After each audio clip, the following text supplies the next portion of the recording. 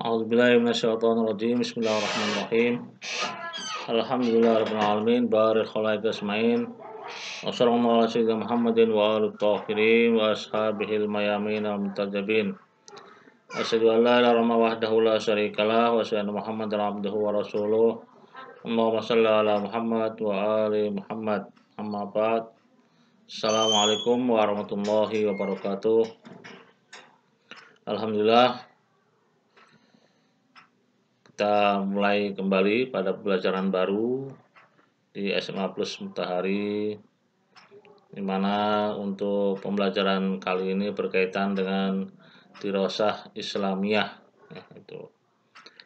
Dirosah Islamiyah ini belajar keagamaan tentang ilmu-ilmu Islam, terutama berkaitan dengan basic Islam. Basic Islam itu apa? Nanti kita akan jelaskan. Tentunya sekali lagi, ini anak-anak kelas 10 ya, selamat datang di SMA Plus Matahari. Semoga tetap sehat dan semangat ya. Yang penting tetap menjaga protokol kesehatan ya. Mudah-mudahan kalian dan juga keluarga tetap sehat dan menjaga protokol kesehatan. Untuk pembelajaran dirosah Islamiyah paket basic Islam ya, atau bertajukan basic Islam ya, dasar Islam. Tentunya yang kita masukkan dengan basic Islam di sini bukan akidah ya, itu. Kita biasanya kalau dengar kata-kata basic Islam, dasar agama itu berarti akidah ya, itu karena pokok agama ya, basic Islam pokok agama. Tapi yang kita maksudkan bukan seperti itu ya. Itu basic Islam yang kita maksudkan adalah masalah-masalah dasar yang ada pada syariat Islam, hukum-hukum Islam ya. Itu karena basic Islam yang kita pelajari adalah hukum-hukum Islam ya, seperti sholat, puasa, haji, mengurus jenazah, mungkin toharoh juga. Hal-hal yang mendasar, hal-hal yang pokok yang sering dihadapi oleh kita dalam kehidupan kita sehari-hari, ini yang kita sebut dengan basicnya ya, itu dasarnya, hal-hal yang mendasar ya kan, hal-hal yang pokok yang sering kita temui, maka kita akan pelajari gitu. Ini kita maksud dengan basic Islam ya. Jadi sekali lagi, basic Islam bukan akidah ya, tapi hal-hal yang mendasar yang ada pada hukum-hukum Islam, hal-hal pokok yang ada dalam hukum Islam seperti toharoh, puasa tadi sudah kita sebutkan itu. Oke.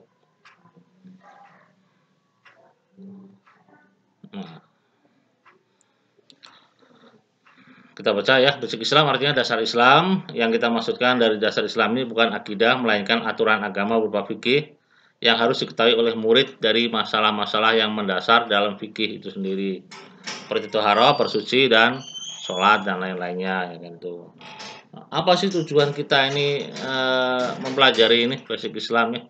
Kita belajar basic Islam ini tujuannya apa, untuk apa ya itu. Yang pertama, tujuan kita pelajari basic Islam ini adalah ya supaya murid memahami hukum-hukum Islam dasar itu sendiri ya, itu. Kemudian bisa mempraktekkan di kehidupannya ya, itu. Setelah kita pelajari, kita pahami ya, kita praktekkan tentunya ya.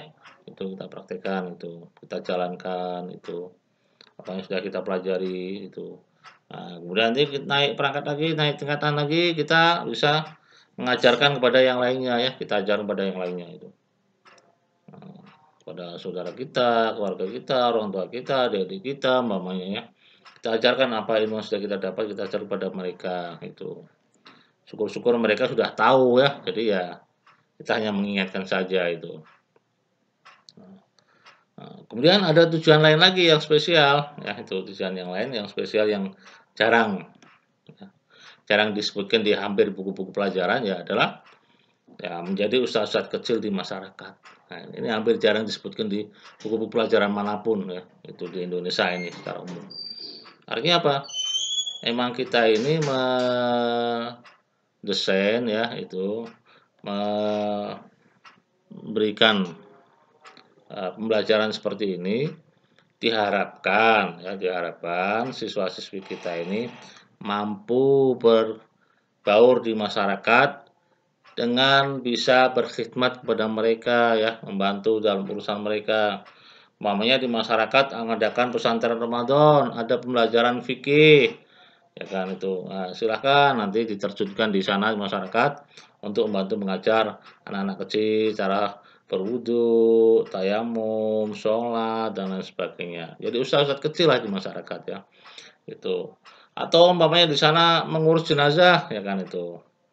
Ya kan ada yang meninggal, nah, maka diterjunkan supaya bergabung dengan masyarakat dalam hal mengurus jenazah. Apa saja lah yang bisa dibantu di sana, ya kan tuh, entah mengangkat barang-barangnya, entah ikut memandikannya, atau mungkin kita yang diberi tanggung jawab untuk mengurus semuanya itu. Nah, itu ya kalau kita sudah pandai, sudah pintar, sudah ahli dalam hal itu, sudah terbiasa ya mungkin kita akan dipanggil untuk dimintai tolong untuk mengurus jenazah itu. Atau masalah haji ya kan tuh. Nah, mungkin untuk mempersiapkan walimatus safar, jadwal dan lain sebagainya, tempat, yang penting apa saja yang bisa dibantu ya kan mungkin itu. Atau memberikan penjelasan tentang haji itu sendiri bagaimana, adab-adabnya, syarat-syaratnya ya. Nah, ini penting, ini yang bisa kita jalankan nanti di masyarakat itu. Oke ya. Nah, ini tentang basic Islam secara umum dan juga tujuan kita belajar basic Islam ya. Nah, ini singkat saja lah ya. Itu. Nah, kita langsung masuk pada taharah atau bersuci. Taharah artinya bersuci ya. Itu taharah. Kita tuhurun ya. Itu tuhurun itu suci. Nah, ini pembahasan awal dalam setiap bab-bab fikih itu diawali dengan bab taharah. Untuk bersuci dulu. Artinya sebelum kita melakukan ibadah-ibadah apa saja ya, maka kita dianjurkan bahkan diwajibkan untuk taharah terlebih dahulu, bersuci terlebih dahulu ya kan itu. Taharah itu apa? Nanti kita akan sebutkan apa itu taharah ya kan itu. Tapi secara bahasa etimologi taharah artinya bersuci ya itu. Nah, ini ada ayatnya, jadi ada hadisnya ya. Tuh, innallaha yuhibbut tawwabin wa yuhibbul mutatahhirin. Allah mencintai orang-orang bertobat dan orang-orang yang suka mensucikan diri. Mensucikan diri bersuci ya. Itu. Nah, kemudian hadisnya la yaqbalullahu sholata bighairi tahur. Ya kan tuh. Ini salah harokatnya ya, bukan lu yakbal, la yakbal ya itu. Tapi la yakbalullah ya. Allah tidak akan menerima sholatnya seorang tanpa dengan bersuci atau tanpa bersuci ya itu. Itu harus bersuci dulu baru diterima ya kan itu. Nah, kita mau sholat tanpa wudhu gimana ya, nggak diterima ya kan itu. Jelas itu ya itu. Oke.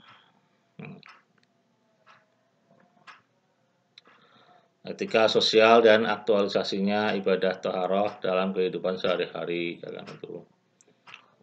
Islam ini kan agama murni ya, agama suci. Pasti mencintai yang bersih, mencintai yang suci ya, yang rapi, yang bersih ya kan itu. Itu.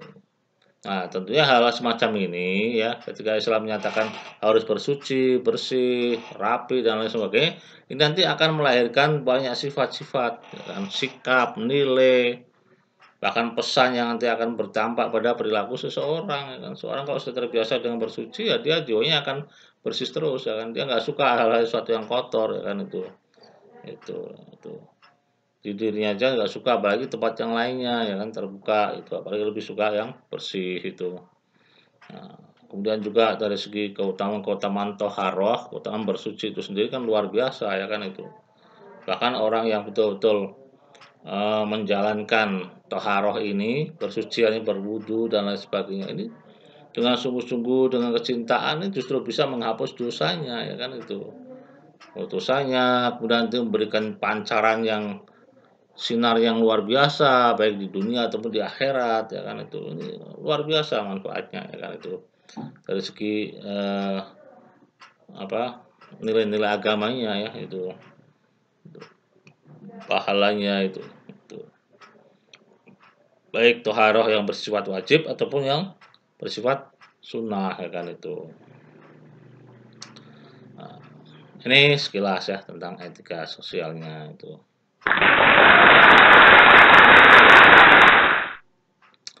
Nah, ini pengertian toharoh ya itu. Toharoh ya berkata tuhur ya, tuhur bukan tohar ya. Tuhur itu suci ya itu. Nah, toharoh itu artinya bersuci masarnya itu.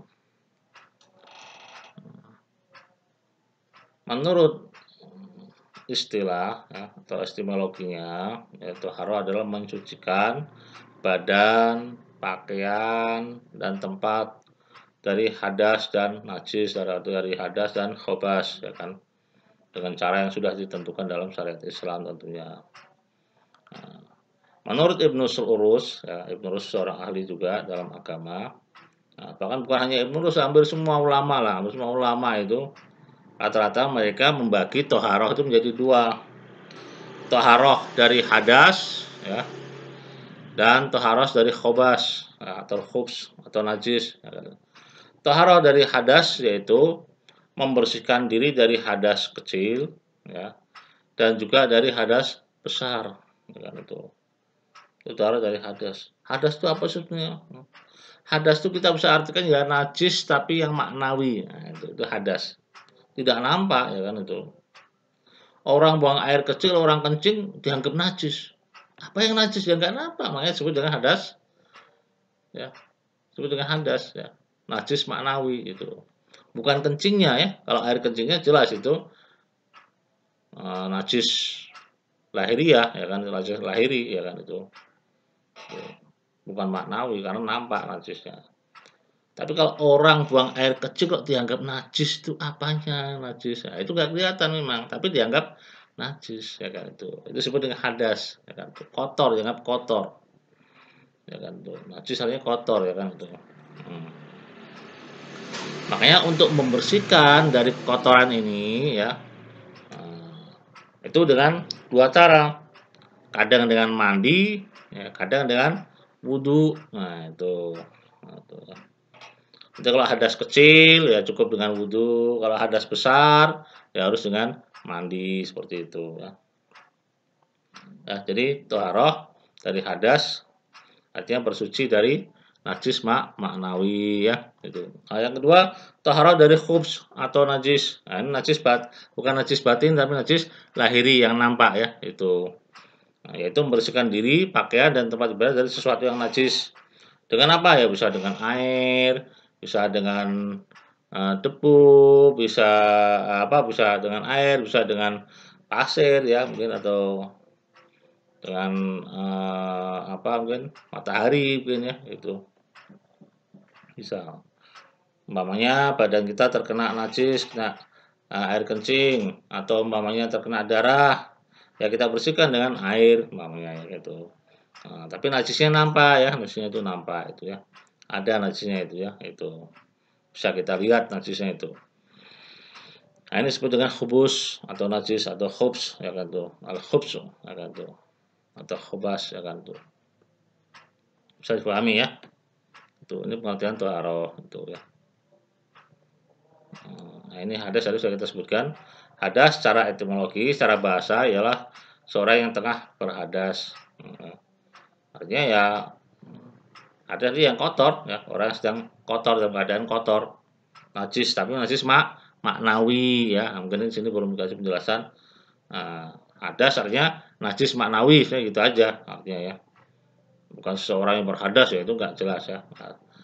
Artinya orang yang berhadasnya orang yang sedang kotor atau terkena najis maknawi ya itu. Sedangkan secara terminologi, secara istilah, yaitu sesuatu yang mengotori anggota tubuh yang bisa mencegah sahnya sholat. Itu ya. Itu. Itu hadas ya, jadi kotoran yang bisa mengotori tubuh manusia ya kan itu. sehingga mengganggu berjalannya ibadah. Gitu.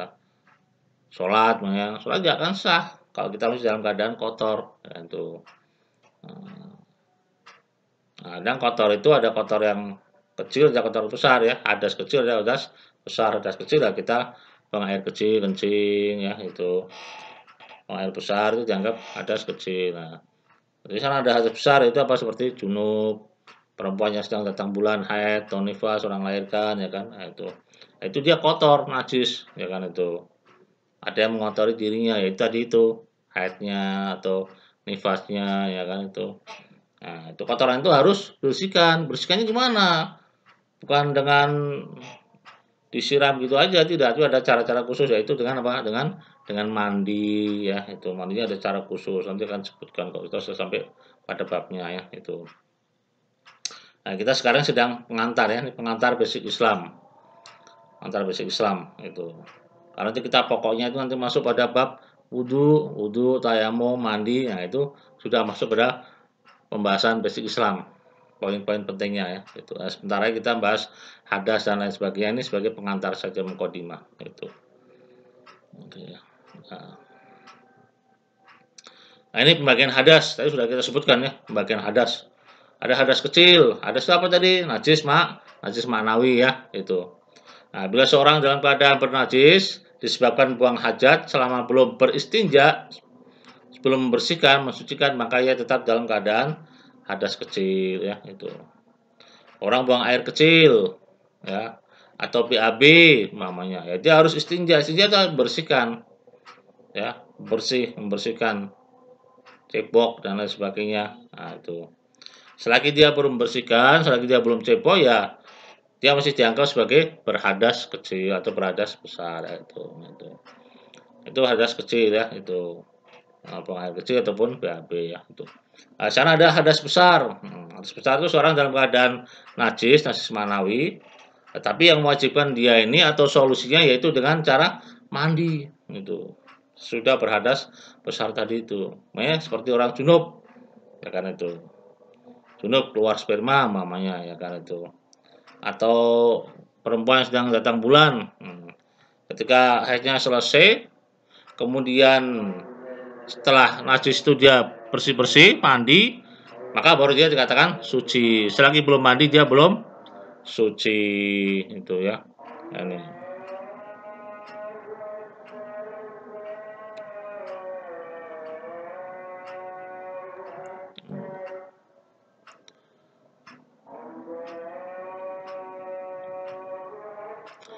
Nah,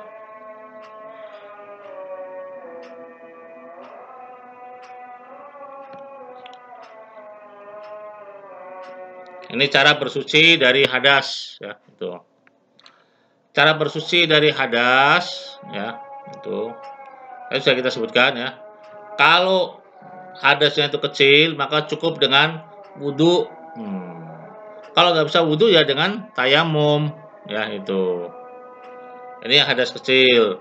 Nah, tapi kalau hadas besar, cara bersucinya yaitu harus dengan mandi, tidak cukup dengan wudhu, tidak cukup dengan tayamum, ya itu harus dengan mandi, ya itu ya. Oke. Nah, ini insya Allah bisa dipahami ya, karena mudah. Itu. Nah, wudhu itu kalau dia tidak berhalangan dengan air, tapi kalau dia berhalangan dengan air, sakit dan lain sebagainya, ya sebaik gantinya adalah tayamum itu. Nah, nanti pada pembahasan kita minggu depan atau yang akan datang, ya pelajaran yang akan datang nanti. Nah, itu nanti materi pokoknya adalah wudhu, tayamum, dan mandi toharoh. Nah, itu. Tapi untuk sekarang ini kita masih pengantar saja ya. Nah, itu pengantarnya saja. Oke, nah ini sekarang sarana apa saja yang bisa digunakan untuk bersuci atau apa saja hal-hal apa saja alat-alat apa saja yang bisa digunakan untuk mensucikan. Yang pertama adalah air, ya kan itu. Air itu sarana yang sangat efektif ya untuk membersihkan najis ya itu.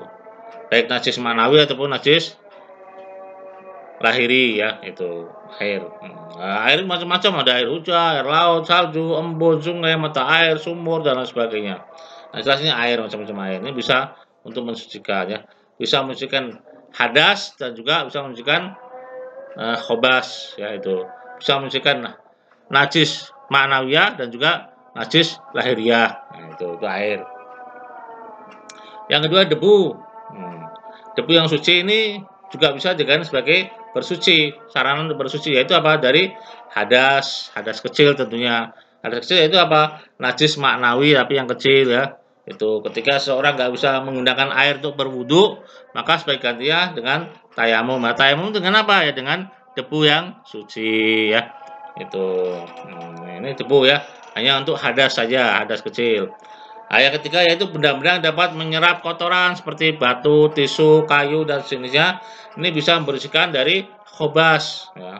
Khobas itu apa? Najis lahiriah yang nampak ya. Itu.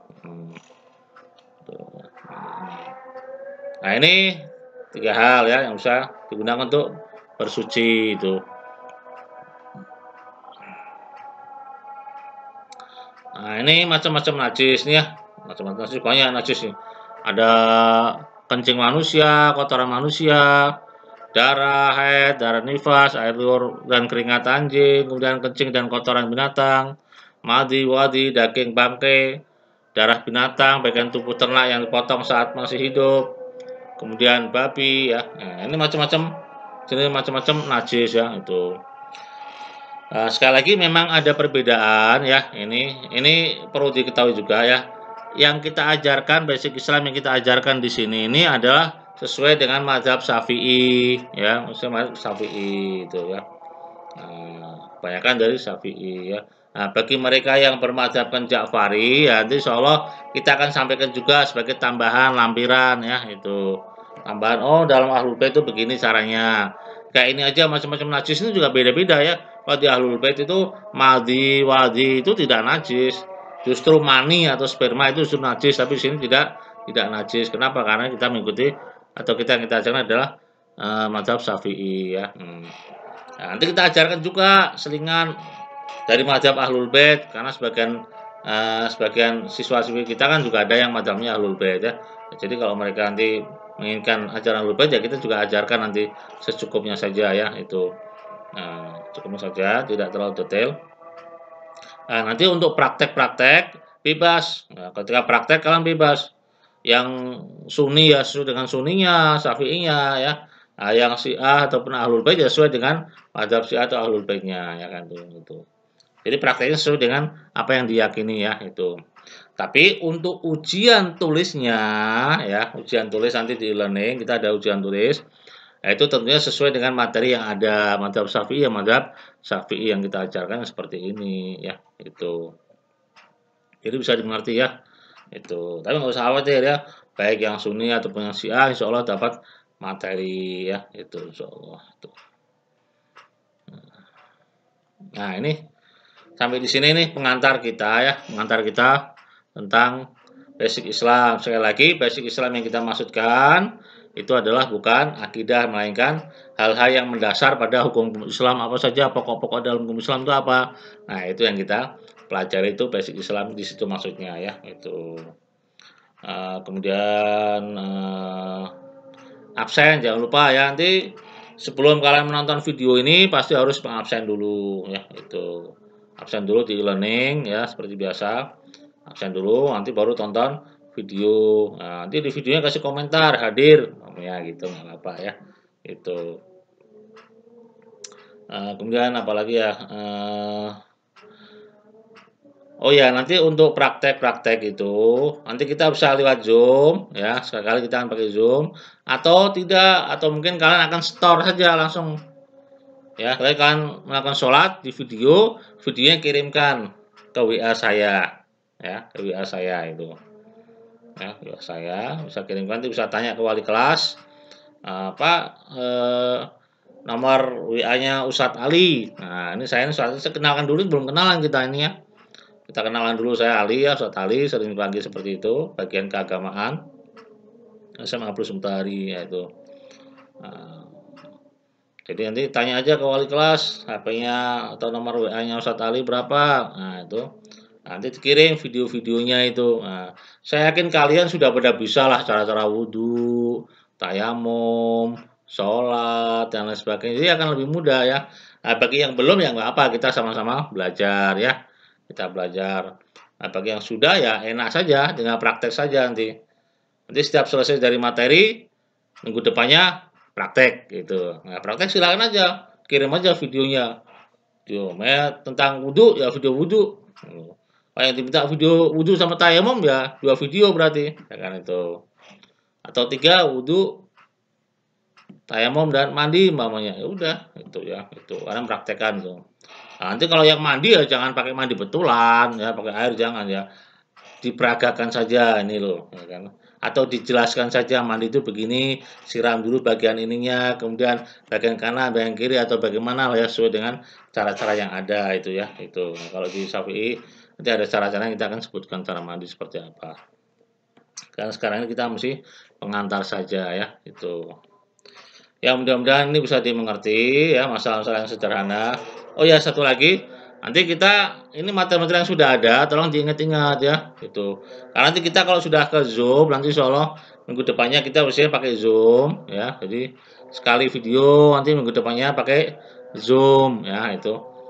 Nah, gantian gitu ya. Nah, ketika pakai Zoom itu nanti bisa kita praktek di situ. Kalau memang harus ada yang dipraktekkan ya, itu. Kalau pengantar kan belum ada praktek, ya itu. Kalau nggak ada praktek, biasanya nanti kita kasih kuis-kuis kecil lah ya, kuis-kuis kecil. Makanya kita panggil 1 sampai 5 anak saja, kita sebutkan. Nah, Fulan, coba dijawab pertanyaannya. Apa tujuan kita belajar basic Islam? Namanya sebutkan 1 atau 2. Nah, atau apa itu taharah secara bahasa? Apa itu taharah secara istilah umpamanya ya. Nah, itu paling 4 sampai 5 pertanyaan untuk 5 siswa ya kan itu satu-satu. Nanti ketemu lagi kapan lagi nanti yang lain lagi yang belum kasih pertanyaan siapa, nanti kita kasih pertanyaan yang belum-belum siapa itu ya. Yang penting hanya satu pertanyaan kecil saja, ringan sederhana. Makanya materi-materi yang sudah diajarkan diingat-ingat ya walaupun ya sekedarnya saja lah ya. Itu insya Allah kalian sudah memahami masalah-masalah seperti ini ya. Hanya perlu mengingat kembali saja apa yang sudah kita pelajari, mungkin kita lupa dan lain sebagainya. Nah ini perlu kita ingat kembali dengan kita membuka video ini ya itu. Oke, paling itu saja dulu sementara. Insya Allah nanti kita bertemu lagi minggu depan, insya Allah ya, dengan materi yang sama, tapi nanti kita akan via Zoom ya. Lewat Zoom karena kita belum kenalan nih, belum tatap muka ini, walaupun lewat Zoom belum tatap muka ya, masih murid-murid baru ya. Walaupun mungkin kemarin-kemarin sudah nggak tahu sempat mengikuti doa Akuma atau tidak itu ya. Itu ada kegiatan itu bersama itu. Nah, kelihatannya sih belum ya, anak-anak baru, seolah baru sekarang ini kita bertemu ya, walaupun masih bersifat menonton video, insyaallah nanti minggu depan kita akan usahakan untuk via Zoom dan kita bisa bertemu lewat Zoom nanti itu ya, itu kita sambil kenalan lah ya. Namanya siapa saja saya juga belum hafal, jadi saya belum bisa menyapa siapa saja ini murid-murid baru ya. Ya kita berharap semoga tetap yang penting intinya kalian tetap sehat walafiat, keluarga juga sehat, tetap menjaga protokol kesehatan ya. Semangatnya jangan sampai patah ya, tetap terus semangat ya itu dan belajarnya juga. Terima kasih. Mungkin ini saja yang bisa kita sampaikan. Wa ma taufiq illa billah, alaihi tawakkaltu wa alaihi unib. Wassalamualaikum warahmatullahi wabarakatuh. Alhamdulillah rabbil alamin. Allahumma shalli ala Muhammad wa ali Muhammad. Terima kasih semuanya.